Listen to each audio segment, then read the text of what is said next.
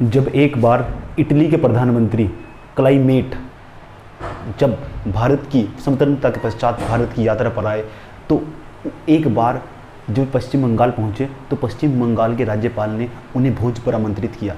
भोज पर आमंत्रित उपस्थित सभी जनों में से एक जन यानी एक व्यक्ति ने, जिनका नाम था पीवी चक्रवर्ती, जो उस समय के मुख्य न्यायाधीश हुआ करते थे, उन्होंने क्लाइमेट इटली से पूछा कि आप बताइए, महात्मा गांधी के भारतीय राष्ट्रीय आंदोलन का अंग्रेजों पर क्या प्रभाव पड़ा। तो उन्होंने जो जवाब दिया उसे सुनकर वहाँ उपस्थित सभी लोग अचंभे में पड़ गए, क्योंकि उनका जवाब था कि महात्मा गांधी की भारत छोड़ो आंदोलन का हम पर कोई खास प्रभाव नहीं पड़ा। समझे, उन्होंने एक घटना का जिक्र किया जिसे साई नो सेना कहते थे। वे कहते थे कि एक घटना थी जिसकी वजह से हमें देश छोड़ना पड़ा और हमें मजबूर कर दिया गया। यानी भारत के लिए आज़ादी का अगर रास्ता बनाया गया था तो शाही नौसेना का विद्रोह था। नौसेना के द्वारा जो विद्रोह किया गया था वो बहुत ही खतरनाक था।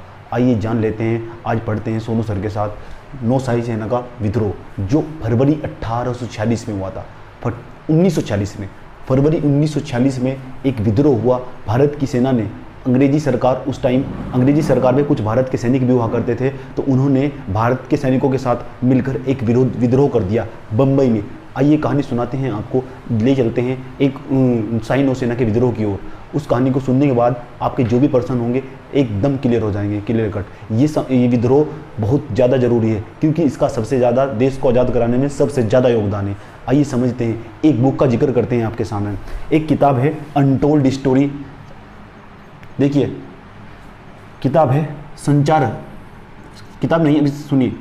प्रशिक्षण केंद्र HMSI तलवार के नौ सैनिकों ने नारा लगाया 18 फरवरी 1946 को। नारा लगाया, खाना नहीं तो काम नहीं। यानी बम्बई की बात बता रहा हूँ आपको कि बम्बई में रहने वाले, बम्बई में काम करने वाले, इस संस्थान में काम करने वाले HMSI तलवार सूचना प्रशिक्षण केंद्र के 9 सैनिकों ने नारा लगाया, खाना नहीं तो काम नहीं। उसके बाद हुआ क्या, देखिए, घटना इतनी खतरनाक थी। यह ऐसी घटना थी, इसने अंग्रेजों को देश छोड़ने के लिए मजबूर कर दिया था। और इसकी एक सबसे बड़ी विडंबना घटना की यह है, भारतीय इतिहासकारों ने और पश्चिमी इतिहासकारों ने इसे अपनी बुक्स में, अपने इतिहास में कोई जगह नहीं दी। और देखिएगा, बाद में जाके इस घटना का थोड़ा सा जिक्र करते हैं। और जब इसके जिक्र करते हैं तो मैंने कहा एक बुक है, जब मैं पढ़ रहा था तो मुझे एक बुक मिली DD शर्मा की अनटोल्ड स्टोरी 1946। DD शर्मा की एक बुक थी अनटोल्ड स्टोरी 1946। कमांडर हुआ करते थे। जब वे लेफ्टिनेंट कमांडर थे इस समय बम्बई में, तो उन्होंने अपनी किताब अनटोल्ड स्टोरी 1946 में लिखा है कि उस समय भारतीय सैनिकों को, यानी अंग्रेजी सेना में जो बेटे सेना में जो भारतीय सैनिक हुआ करते थे, उन्हें जो खाना दिया जाता था, खाने में 2 डबल रोटी और दाल दी जाती थी। 2 डबल रोटी और दाल दी जाती थी 9 सैनिक। Untold story 1946 lieutenant commander DD Sharma ने अपनी किताब में लिखा है, उस समय 9 सैनिकों को दिए जाने वाला खाना 2 दाल और 2 डबल रोटी दी जाती थी। दिन के खाने के समय दाल में पानी मिलाकर दिया जाता था। इस तरह इतनी बुरी हालत थी भारतीय सैनिकों की जो अंग्रेजी सेना में रहा करते थे। और तो और यहाँ तक नहीं, 17 फरवरी की शाम को 29 सिपाहियों ने, 17 फरवरी का दिन था, 17 फरवरी 1946 की शाम को, 17 फरवरी 1946 की शाम को 29 सैनिक बिना खाना खाए ही सो गए थे। विरोध स्वरूप, खाने का विरोध करते करते बिना खाना खाए ही सो गए थे 29 सैनिक। ये मुंबई की बात है। उस समय क्या हुआ, उस समय वहाँ का जो डिप्टी ऑफिसर था भत्रा और सचदेव, डिप्टी ऑफिसर भत्रा और सचदेव ने उन 29 सैनिकों की बातों पर बिल्कुल भी ध्यान नहीं दिया। उसके बाद जो घटना हुई वो बहुत ही हैरान कर देने वाली थी, और ना ही इसकी सूचना अपने आला दर्जे के अफसरों को दी। उसके बाद जो घटना घटने वाली थी वो बहुत ही इंटरेस्टिंग थी। इंटरेस्टिंग क्या, अब देखिए क्या होने वाला है। ये अंग्रेजी कुछ तो सैनिक रात को जिन कारण से सोए थे, भूख की वजह से सोए थे, क्योंकि भूखे थे सैनिक। उसके बाद एक मिलते हैं, उस समय वहाँ के जो कमांडर हुआ करते थे, उन्होंने उनके साथ नस्लीय भेदभाव का व्यवहार किया। नस्लीय भेदभाव, काले गोरे का भेद, नस्लीय भेदभाव का व्यवहार किया भारतीय लोगों के साथ। तो भारतीय लोगों ने 18 फरवरी सुबह सुबह ही एक विद्रोह कर दिया, जिसे हम नौशाही सेना का विद्रोह कहते हैं। नौसेना का विद्रोह था। उस समय 75 जहाज, लगभग 75 जहाज, बम्बई के 75 जहाज इनके अंडर में हुआ करते थे। 75 जहाज, 75 जहाज थे, उनके ऊपर तोपें भी रखी हुई थी।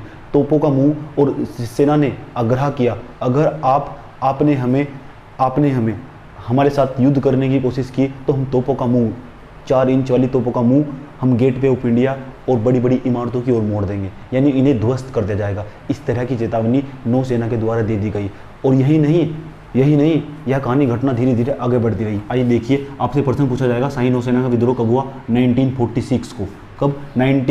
18 फरवरी 1946 को बम्बई के नौसैनिकों ने सरकार के खिलाफ भूख हड़ताल कर दी। इसे भूख हड़ताल नहीं, विद्रोह कहिए। उसके बाद 3000 सैनिक थे, लगभग 3000 सैनिकों ने 75 जहाज़ों की कमांड संभाली हुई थी, जिन पर तोपें भी लदी हुई थी। उन तोपों का मुंह गेटवे ऑफ इंडिया बम्बई में और बड़ी बड़ी इमारतों की ओर मोड़ दिया गया था। वे अंग्रेजों को चेतावनी दे रहे थे, अगर तुमने हमारे साथ युद्ध करने की कोशिश की तो हम इनका मुख इनकी ओर मोड़ देंगे और सभी इमारतों को और गेटवे ऑफ इंडिया जैसे बड़ी बड़ी बिल्डिंग को ध्वस्त कर दिया जाएगा। इस तरह की चेतावनी दी गई थी। लेकिन देखिए, यह जो विद्रोह था, 4 दिन के अंदर यह विद्रोह बहुत तेजी के साथ आगे बढ़ा। इसमें कराची, कोलकाता, कोचीन आदि स्थानों पर इसका प्रसार हुआ।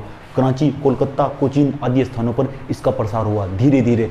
और तो और आमतौर पर ऐसा देखा जाता था, जो जनता थी वो हमेशा सैनिकों से हमेशा दूरी रहा करती थी। लेकिन उसके बाद इस विद्रोह में जो देखने को मिला, बहुत ही शानदार प्रदर्शन था।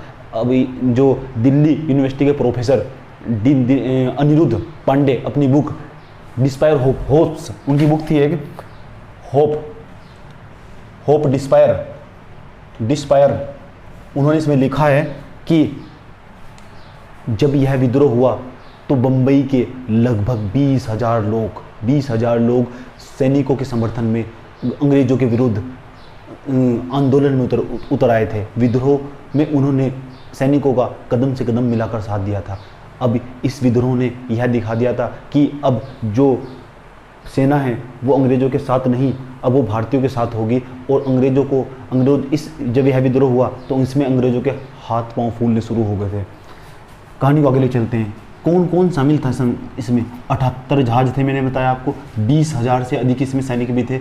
आम लोग भी सड़कों पर उतर आए थे, ये भी आपको पता होना चाहिए। वायुसेना, थल सेना ने भी इन्हें समर्थन किया था। वायुसेना और थल सेना ने भी इन नौसैनिकों को समर्थन किया था। 78 जहाज और 20,000 से अधिक सैनिकों ने यह विद्रोह इसमें शामिल हो गया था। हालांकि पटेल थे और जिन्ना थे, पटेल ने जो इनके नेता हुआ करते थे, नौसैनिक विद्रोह के जो नेतृत्व करता हुआ करते थे, उनके साथ बैठकर एक मंच की पटेल और जिन्ना की सहायता से हड़ताल को वापस लेने की बात कही गई और बाद में जाके इन्हें आत्मसमर्पण करने को कहा गया। और लेकिन देखिएगा, जो सैनिक थे उन्होंने आत्मसमर्पण भी कर दिया। आत्मसमर्पण करने के बाद और उन्हें दिलासा दिया गया, हम आपको कोई दंड भी नहीं देंगे, आप अपने आप आत्मसमर्पण कर दीजिए। लेकिन देखिए, उन्होंने जब आत्मसमर्पण कर दिया और बाद में जाकर उनके साथ जो सलूक हुआ, लगभग 400 बड़े अधिकारियों को गिरफ्तार किया गया और उन्हें कुछ को तो फांसी की सज़ा भी सुनाई गई। उनके साथ बहुत अन्याय हुआ। ना तो उनके साथ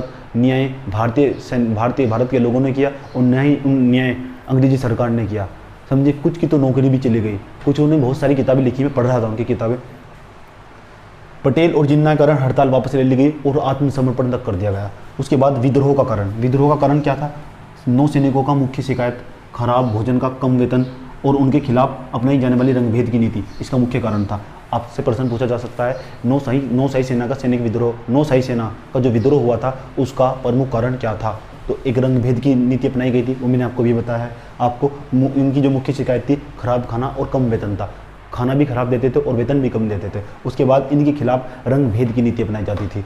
महत्व, इसका प्रभाव क्या पड़ा? प्रभाव तो मैंने आपको बताया है कि सबसे ज़्यादा प्रभाव पड़ा अगर देश को आज़ाद कराने में, अगर किसी विद्रोह ने सबसे महत्वपूर्ण, भारत छोड़ो आंदोलन को भी पछाड़ते हुए अगर किसी आंदोलन ने सबसे महत्वपूर्ण भूमिका निभाई थी, वो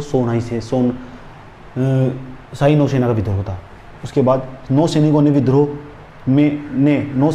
के विद्रोह ने अंग्रेजी राज्य पर काफ़ी बड़ा दबाव पैदा कर दिया। इस कारण सैनिकों ने राष्ट्रवाद प्रबल हो गया।